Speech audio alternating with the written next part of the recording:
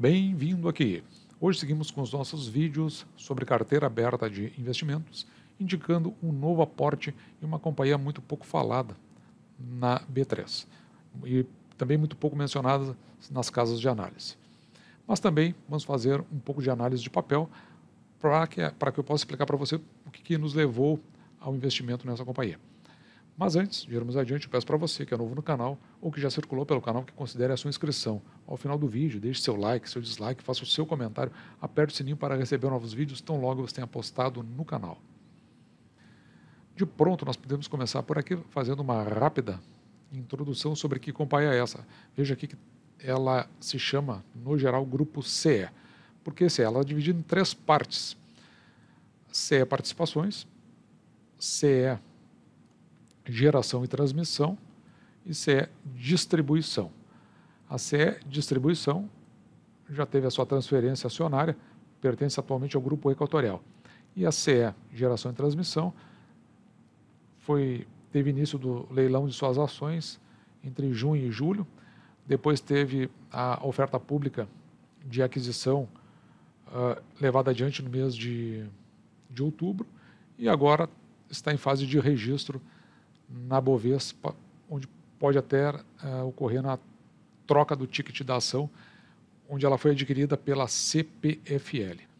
E justamente por isso que nós marcamos CPFL pequenininho aqui, porque agora a CE Transmissão pertence à CPFL.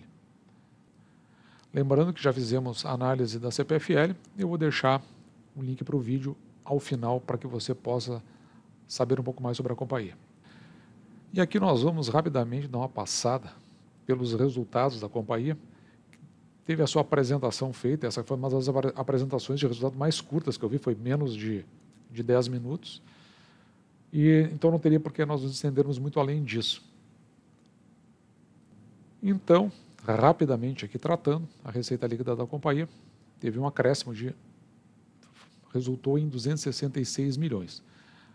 Tendo um acréscimo de 21% no comparativo trimestral. Então, o terceiro trimestre de 2021 foi 21% acima no comparativo ao terceiro trimestre de 2020.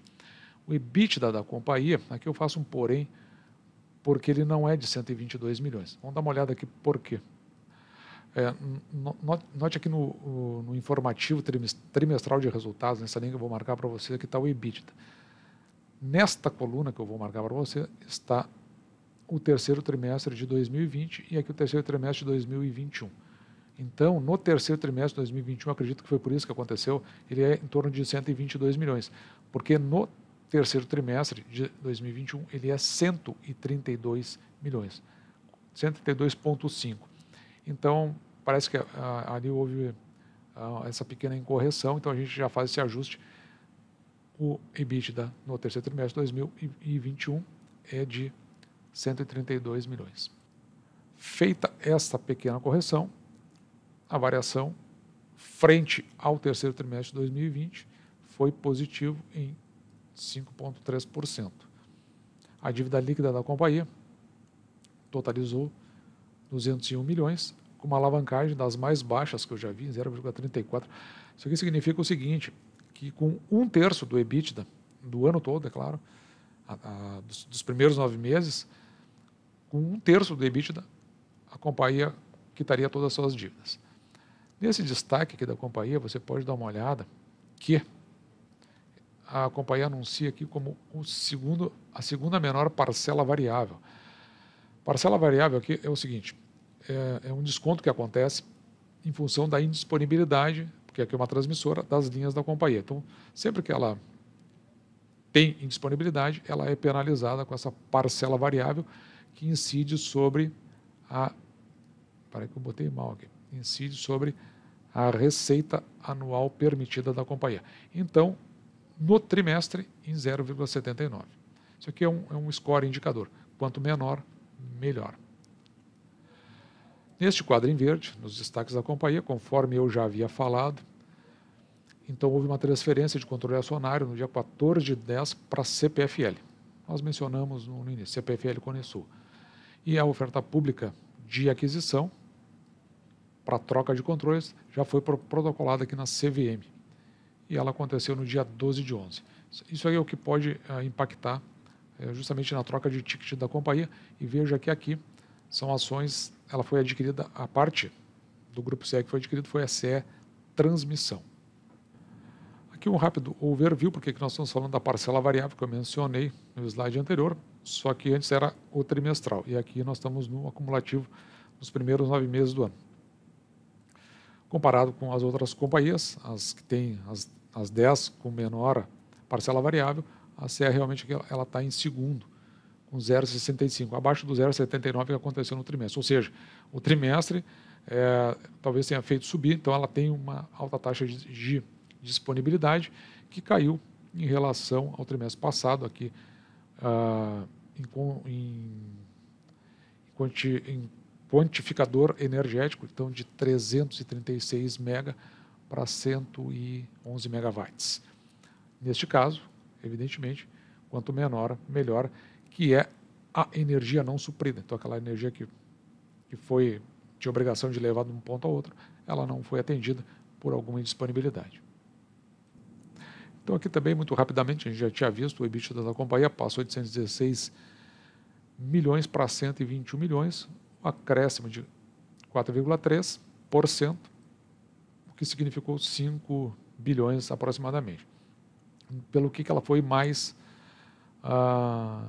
impactada? Pela receita operacional líquida, justamente por conta da variação de IPCA, que incide sobre os ativos contratados, e, neste caso aqui, uma PCMO, uma questão negativa, que são as provisões em função das questões trabalhistas, principalmente por conta do dissídio. Deste outro lado, você pode ver o crescimento do lucro líquido, que sempre nos interessa aqui no canal.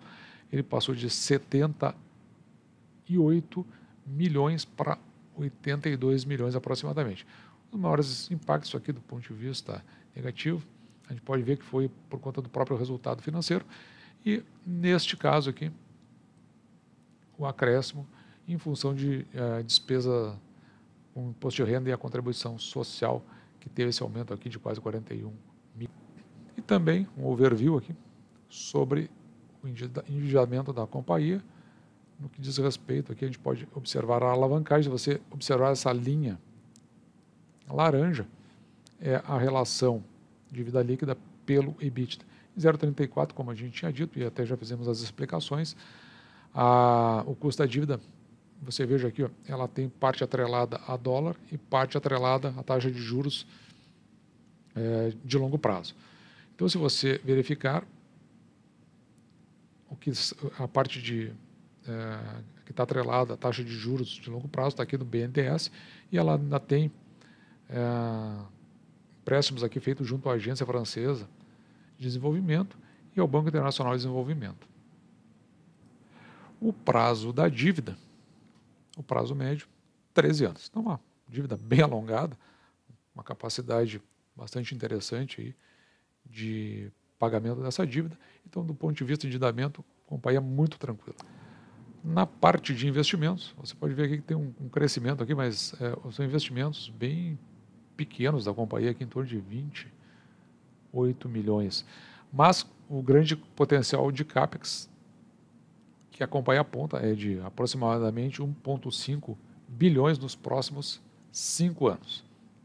Então, ela tem projeto Greenfield. O projeto Greenfield nós já falamos em outros vídeos, né? É quando você inicia ele do zero, e que vem aqui do lote 6 do leilão de transmissão número 1 de 2020. E nesse projeto da companhia, então, a previsão de investimento aqui de 118 milhões para uma receita anual de 9,2 milhões é o que tem pela frente para a companhia.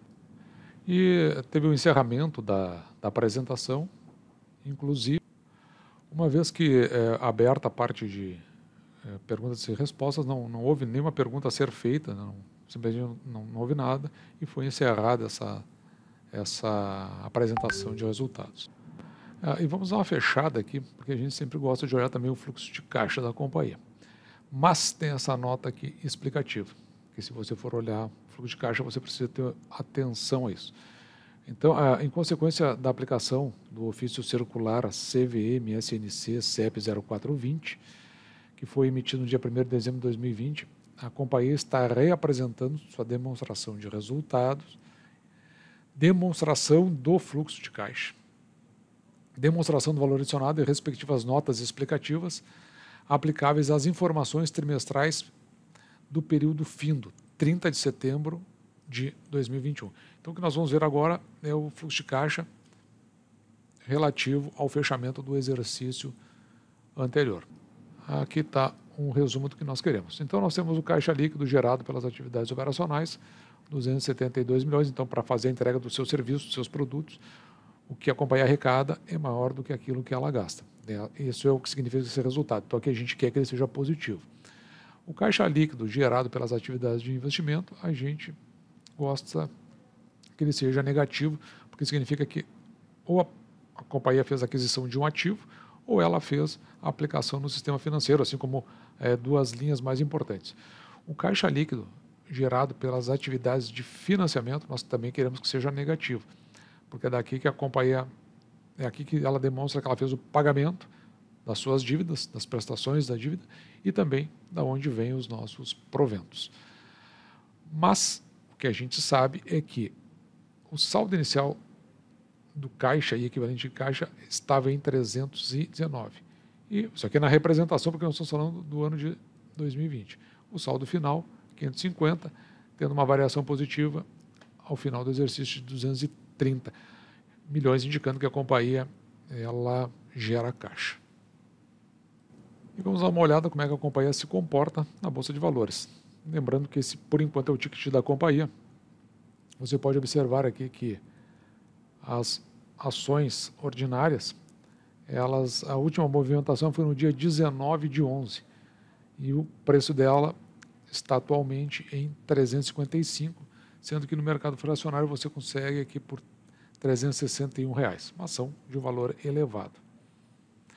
Mas uma coisa interessante que essas últimas movimentações, elas mostram para nós que o número de negócios que está nesta coluna aqui, ele é bem pequeno. Então, é uma ação que não tem volatilidade. Olhando assim, né, por esse prisma, o que acontece é que essa é uma ação para você comprar e guardar.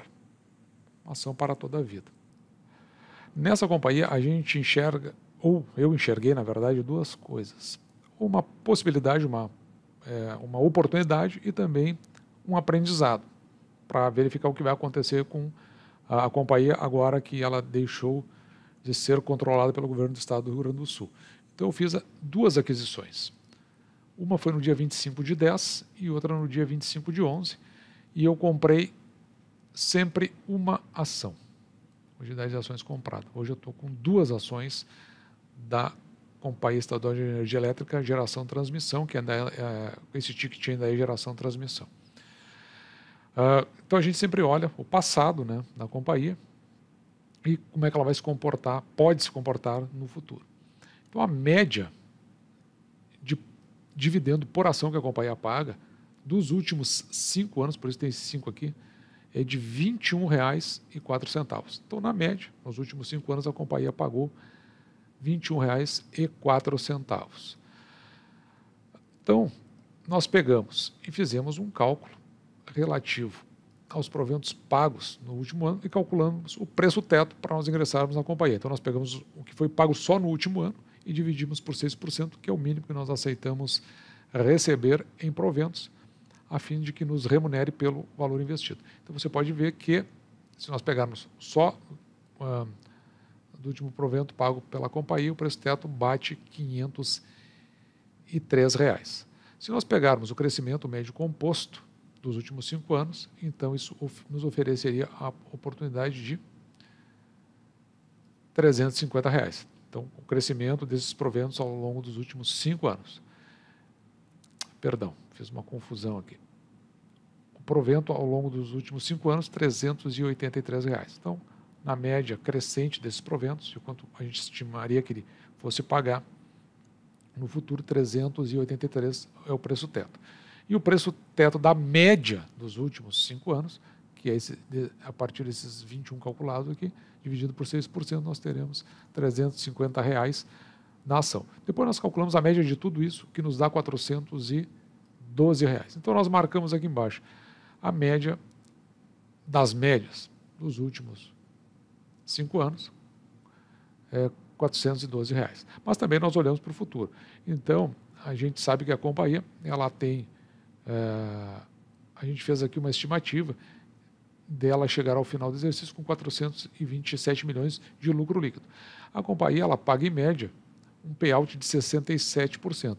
Então, isso significa que desse lucro líquido, 427, nós tiramos 67% dele, que é o que ela paga em proventos. Então, nos daria 289. E dividimos isso pelo número de ações, que ela possui pouquíssimas ações, 9.600.000 ações. Com isso, ela tem condições de pagar, pela média dos proventos, em torno de R$ 29,90 por ação, onde nós pegamos e dividimos, então, por 6%, para saber o nosso preço teto, que bate em 499. Se nós olharmos para a nossa projeção, 499, ou para aquilo que se comportou no passado, a gente pode ver que os valores que nós pagamos estão abaixo. Então, do ponto de vista de valor, justifica o que nós pagamos pela ação. E como sempre fazemos, depois disso tudo, nós mostramos o racional das nossas operações. Elas estão aqui porque essa aqui é foram as últimas aquisições que nós fizemos. Elas estão nessas duas últimas linhas aqui. Então, eu vou apenas deslocar um pouquinho aqui para a direita, porque o racional, a parte que realmente interessa, está mais à direita. Então, você pode observar que nós temos o registro das duas ações que nós adquirimos e os preços pelos quais nós a adquirimos. Então, a primeira aquisição, ela tinha um dividend yield de 5,51 calculado, mas porque a ação naquele momento estava cotada a quase R$600. Hoje você viu que ela teve essa redução, em torno de 300, mas como eu comprei a 335, esse dividend yield passou para 10,66%.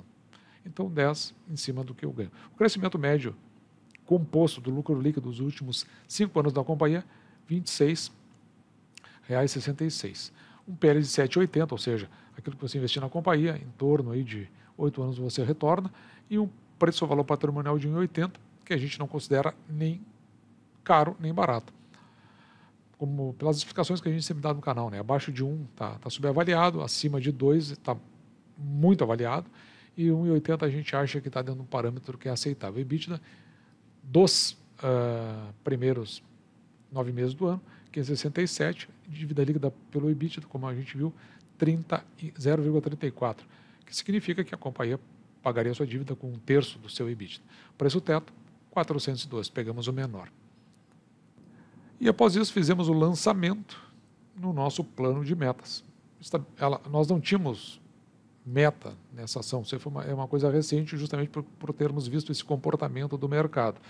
Então, nós iniciamos o ano 100 ações e agora estabelecemos uma meta de 10 ações e já adquirimos 2, estamos a 20% da meta. Então, você que acompanha o canal sabe que a nossa meta é atingir valores aqui no primeiro ano, de forma que nós possamos fazer recompras de ações sem que nós tenhamos que tirar recurso das nossas fontes de trabalho. E para finalizar, um pequeno resumo de tudo que nós fizemos. CE Transmissão, PL 7,80, pelas razões que a gente já disse, significa que em torno aí de 8 anos retorna o valor investido, um preço ao valor patrimonial mediano, nada significativo, payout de 67%, o crescimento médio composto do lucro líquido em 26,66, mas a receita que a gente sempre faz um comparativo para ver se ele acompanha em 14,95 dos últimos 5 anos, tem uma disponibilidade de 589 milhões, uma dívida líquida sobre EBITDA de 0,34, ou seja, com 1/3 do seu EBITDA até os primeiros 9 meses do ano, ela paga todas as suas dívidas, um total de papéis de 9,65 milhões. Nos últimos 5 anos, a companhia pagou em média R$ 21,04, o que nos remete a um preço teto para os últimos 5 anos de 350, então abaixo disso nós estamos fazendo uma boa compra, nos remunera dentro dos 6% que nós esperamos.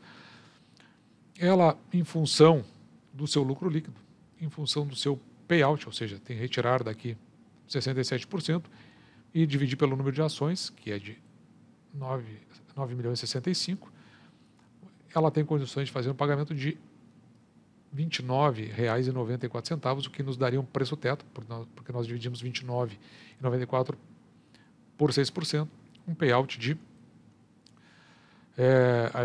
um preço teto de R$ 499. Então, como nós vimos, a ação, no momento desse vídeo, cotada a R$ 355.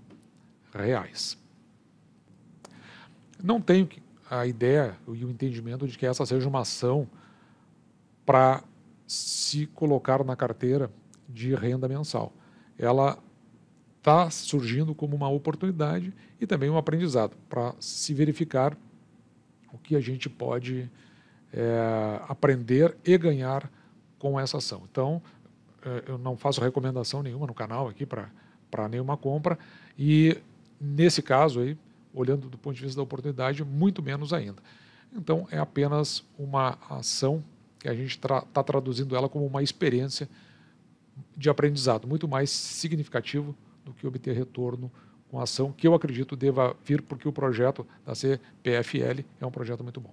Então, esse foi o nosso vídeo de hoje, eu espero que você tenha gostado. Se assim, deixe seu like, se não, também deixe o seu dislike. Faça o seu comentário para que eu possa interagir com você e entender como nós podemos melhorar as questões do canal. E aperte o sininho para receber novos vídeos tão logo eu os tenha postado no canal. Se você é novo no canal ou se você já circulou pelo canal, eu peço que considere a sua inscrição. Um grande abraço!